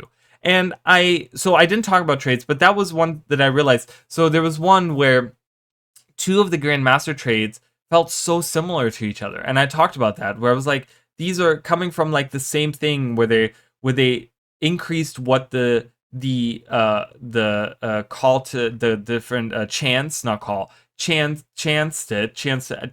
action, chant to recuperation, or whatever it's called. Recuperation and freedom. So it was like they added like different things to it each individually, and that was like, okay, cool, I get it, right? But it was just kind of like, well, you know, why are these so similar to each other, right? Like these each added these things that feel really like, I'm like, oh, okay, well, I can pick this or pick this, but they're both in the same sense where they kind of did the same thing. So I was like, you know, some of the trades felt really boring for sure. So I like that they're looking at that. Another trade consideration ArenaNet is making is enabling a DPS build. Yes, okay, that was another thing. So it was all support focus, and there was nothing really DPS focus, and I like that. That is another thing that is maybe not as thematic, but is a pretty notable callback to Guild Wars 1. If I just want to be the spear chucking Paragon that does a bunch of damage, that's not super well enabled at the moment. It is kind of there, but maybe again a Grandmaster trait that gives you the bonus damage isn't the most interesting. So we're thinking, are there ways we can enable that build a little better? So one of the things that I would like to see is maybe one big theme I feel like that I kind of saw a little bit was that Paragon had a little bit to do with like lightning damage in a way, a little bit there. There was like a little bit of like lightning damage that they had. So maybe having like some kind of lightning damage anytime you attack a foe or something to maybe enable DPS build or something. I'm not sure, but I love that they're looking at a DPS build because that was another thing. I was very supportive, and they've stepped away from that, right? They went with, you know, to give one example, when a Druid came out for the Ranger with Heart of Thorns, it was all support focused, right? And it was like the first elite spec that was, you know, first of all, it was the first line of elite specs, but it was the first one out of them that really just was focused on support, right? And everyone's like, oh my god, we're gonna have to. Druids were everywhere at the time for like the raids and stuff, for the like the end game stuff, because you needed that's like, it was a specific support type that provided specific things, and everyone was like, whoa, okay, crazy, they have a support spec like actually doing healing and that kind of stuff, right? And so eventually they stepped away from that, and they changed that you can now actually spec into a Conduit DPS spec on Druid, because they were like, well, we don't want specs to just focus on one specific build. We wanted to have some variety, and we wanted to do different things. And so they added like a whole line to the Druid that enables Druids now to do like a Connie build. And so having a new spec come into the game that was just focused on healing was kind of strange, because like you guys were stepping away from that. So I like that they're doing a DPS build. I really, that is great. I really enjoy that. So, and we're talking for a long time here, so I'm just trying to get through this real quick. So Luminary. Let's read about it. Luminary was designed to be more in line with the core Guardian fantasy, in contrast to the more adjacent roles of its other elite specs. The beta version kept the core Guardian virtue skills and instead added a new mechanic, the Radiant Shroud, which replaces your weapon skills while active. While in Radiant Shroud, you can access skills that correspond to 4 Radiant weapons. Using a skill performs an action, but also equips the weapon, granting bonuses and a follow-up attack. Equip the Radiant Hammer, for instance, and you'll initially damage and daze up to 5 enemies. You can use the hammer's shining spin attack, which does increase damage to dazed enemies. While unlike a Necro Shroud, there's no resource meter to manage to access your shroud. Instead, the cooldown for re-entering shroud increases based on the number of radiant weapons you use. Use 1 radiant weapon, and the cooldown is just 5 seconds, increasing an additional 5 seconds for each weapon used. Radiant weapon used. So my feedback was that I hated the shroud idea because it doesn't feel like a shroud. Okay, I wanted, first of all, the little lantern that we have behind us has no use. So again, we're talking about a visual aspect. Again, almost all of the elite specs are missing some kind of visual thing. So we have this little lantern behind us. My idea was completely get rid of, or not my idea, but I think this was like an amalgamation of different ideas that kind of came together from other people's feedback and from comments that I got on my videos and stuff. But what we kind of all came together on, I feel like, was the idea that the shroud really it wasn't a shroud. So I really feel like they should have this brazier, this lantern or whatever, you know, first of all, visually indicate how much of the shroud we have left, right? Because you can kind of see the fire inside of that little lantern, and it's kind of set up to look like almost like an energy bar, right? Like the little windows on it, you can kind of see it right there, little windows on there. So having it like lower and lower in energy as we are in the shroud, telling us how much longer we have. Right now, there's a tiny little bar above the shroud icon that tells me how much longer I have in the shroud, and how much, and obviously the cooldown numbers on there telling me how much longer I have until I can go back into shroud. I hate that. Give me a visual indicator again on my character, because we have this little lantern, and don't have the lantern disappear when we go into shroud, right? So I want it to be where this lantern doesn't disappear and it just kind of provides these weapons for us, that we kind of forge it out of this little lantern. And it's not a shroud, right? But just have it that it's now full of energy and we can now utilize these weapons, and that it creates these weapons in front of us and we grab the weapons and we use them, right? And the other thing was that where the there was 3 pieces of feedback. So this was one. The other one was that I wanted to see the weapons more like how the Amalgam equips their tool belt weapons. I wanted to see more of that. A lot of people were like, oh, they need to do this with the virtues and blah blah blah. I like that we're not touching the virtues. We had 3 elite specializations that all change what the virtues do, and right now we're not touching the virtues. So I wanted them to leave the virtues out of it and really have just the abilities that we get on the shroud, really, but have us like equip what we want. Okay, so have like, let's say, we go into that and I equip the staff, and then I get like 5 sets of skills that all deal with using the staff, that are now a healing shroud, and I can kind of pick and choose which one I want to do, and have that maybe be picked through the traits that I choose, or something like that, right? Where you have the Grandmaster traits, or one of the master traits or something, where you can choose, okay, I want all of my shroud abilities to be hammer skills. I want all of them to be sword and shield. I want all of them to be staff, right? And just kind of restrict it in a sense, but also open up to the point where I can say, because it felt really boring going in and saying I'm a DPS spec and I equip the hammer and I just press 1 1 1 1 1 1 1 and I'm out of shroud. Like, that's boring to me. There's no like that, because you're again,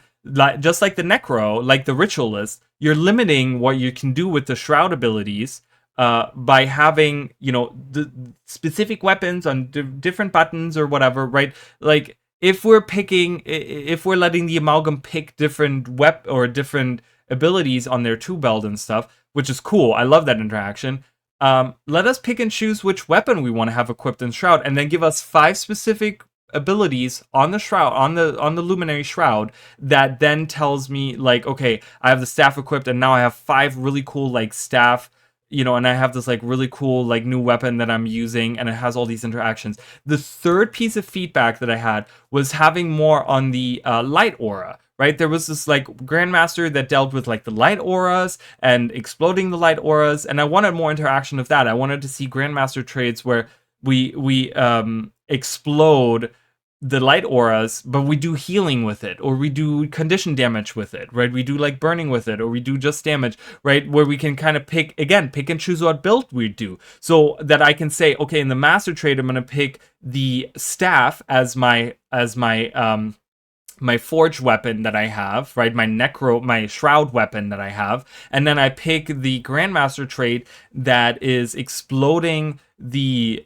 light auras into healing, so now I have a healing spec, okay? And then I can say, well, I want to do the maybe the sword and shield that is condition damage, and I pick the Grandmaster trait that explodes the light auras into a lot of burning, and you get like a ton of burning from that, and so you can build a condition damage. And then you have one that's just a straight DPS, where you say, well, the hammer is straight DPS, and so I pick the hammer in my master trades, and now I do a lot of like just regular power damage when I go into the shroud with my hammer, and I then have the light auras explode into just regular damage, and I don't do anything else with it, right? That's what I wanted to see.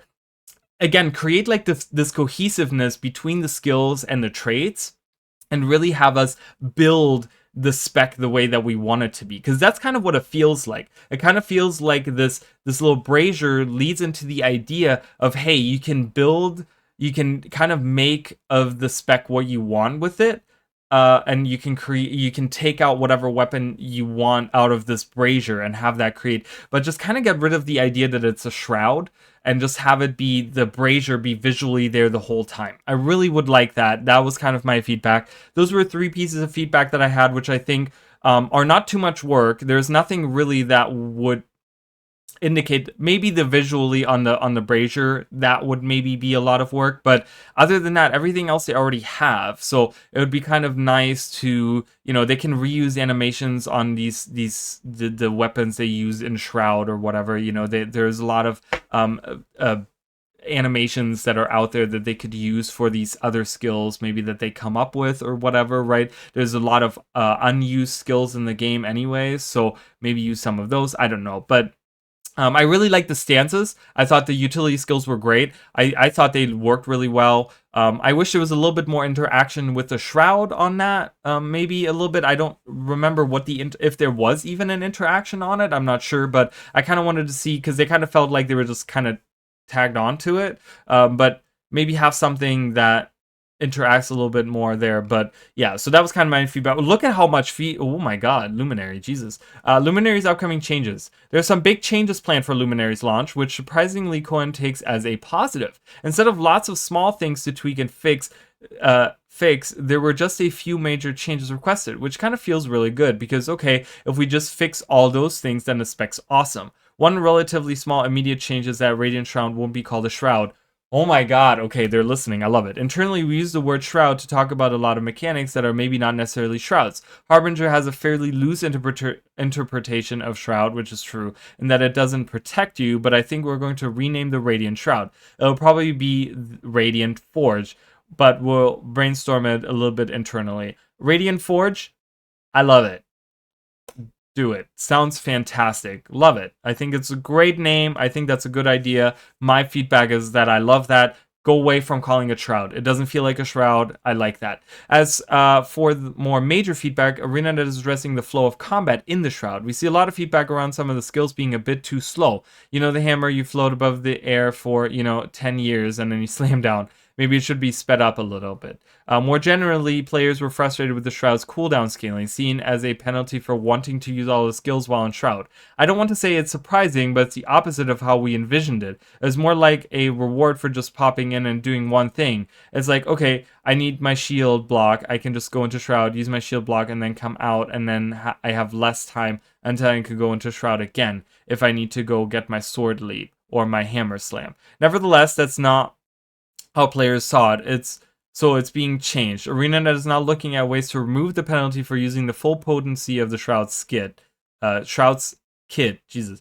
ArenaNet is now also looking at the Shroud's auto attack, which changes based on the Radiant weapon you equip. A neat idea, but one that felt underwhelming in the moment. It's just the same kind of spellcasty burst of magic around you all the time. And we saw a lot of players say, I have a giant hammer in my hands. Why am I not swinging this hammer? So we're probably going to retool how the basic attack works a little bit and try to give a little bit more incentive to be in that Shroud a little longer. The other big change will focus on the virtues. The Guardian's F1 to F3 skills, which for Luminary are the same as those used for the core profession. That's the other thing players called out, like why are they core virtues, which again is understandable. And so now Arena is looking at making Luminary specific virtues that better tie into the specific themes of the spec. We do want to keep them as more of those instant cast, immediate value type of skills. We just want them to give a little bit more Luminary flavor, maybe some interaction with the profession mechanics, but the idea is that these are supposed to be more immediate value as opposed to the big animations. Give me 1 second, you guys. Sorry, I had to check something real quick. But we just want to give them a little bit more Luminary flavor, maybe some interaction with the profession mechanics. But the idea is that these are supposed to be more immediate value as opposed to the big animations of Dragon Hunter or Willbender, because we have those big animations in the Radiant Shroud. Okay, and yeah, so again, if we're going to be focusing on the virtues, like I said, I get that a lot of people are like, well, why are they even there if we're not doing anything with them? Well, they have to be there because it is part of the core kit of the Guardian, right? And there's so many traits that interact with all of that or whatever. So I get where people are coming from with that. I just think that maybe, yes, so if we're focusing a little bit on these, then my idea, right, because I said completely leave them alone, don't do anything with them, but if we are doing that, which I totally understand because it is part and many traits interact with that and whatever, right, so if we are focusing on Guardians F1, F2, F3, the virtues, right, then maybe have it again interact with the aura, with the light aura. Maybe have something where, like, you know, we already have where you cast, when you use F1, I think it is, you cast a light aura around you or whatever. Maybe have some interaction that way, right? Maybe have some kind of interaction that way, and maybe tie that into some of the traits. Like I said, because if we're changing maybe some of the Grandmaster traits to interact with the you know, the light aura stuff, that was kind of my feedback. I like that they're moving away from having it called Shroud and having it Forge, and maybe really have the brazier feel more impactful, have it be the visual indicator of where your Shroud, where your Forge is at, where your Radiant Forge is at. You know, I really want that. I just feel like it's such a useless thing. Like, why is it even there? You know what I mean? It's just like how people feel about the virtues. I'm like, why is the brazier even there? Why is it there? Why do we have that little lantern hanging out with us? Because it doesn't have any impact at all. And we need a visual indicator for the Shroud. It's, you know, not the tiny little bar that tells us how much longer we have. Like, that's not it, right? So utilize what you already have, which is the brazier. So, but yeah. That's it, you guys. I know I've been talking like for like almost 2 hours now. I've been here. So if you guys have been watching, I really appreciate you guys hanging out with me, talking. I'm gonna try, as I upload this, I'm gonna try to put like timestamps on it, so that, you know, as we're going into the different specs, so you guys can kind of pick and choose, and you don't have to, if you're looking for specific ones. It's October 28th. I got my date wrong. It's October 28th, not 27th. 27th is the Monday. 28th is the Tuesday. But yeah, speaking of, just so you guys know, I will be live for those, for the release. Okay, so I will be streaming that Tuesday, that Wednesday. I will be streaming. We'll be doing the first map on Tuesday. We'll be doing the second map on Wednesday. I'm gonna give my feedback on it. You know, 28th and 29th, I'm gonna be streaming. I will be on Twitch and I will be on YouTube. But until then, I will be streaming as well. I'm doing different videos. If you guys are wanting to watch, support the channel, there's a bunch of links down below. If you guys want to help out, I really appreciate it so much. I see all the people that are using my links, and it helps me out a ton, and it's just so kind of people to do that. And yeah, we'll be streaming. We'll be doing more Guild Wars 1. I'll probably be doing Guild Wars 1 in the next couple weeks, like really focus on that. We're doing a Rayman Redemption playthrough, and we're probably going to be doing Kenna of Bridge of Spirits, or whatever it's called. It was kind of, there's a poll going on. So if you go on my channel and you go under like community or whatever, you'll see a post that I put up with some icons. There's 4 different games that I kind of give you guys. I gave you guys a choice of what the next playthrough is, and that's what most people are leaning for. There's also a giveaway going on right now. I only have 2 entries to that right now on X. If you guys are on X, go on X. There is a 400 a code for 400 gems giveaway right now that's ending on Wednesday. Okay, and right now I only have 2 entries, so the chances are super high that you're gonna win. But yeah, anyways, so that's going to be it. Thank you guys so much again. I appreciate you guys very much. And I hope I will see you guys for some of the streams, upcoming streams, and for Visions of Eternity. What are you guys looking forward to? Are you guys happy about the feedback that we got? Let me know in the comments.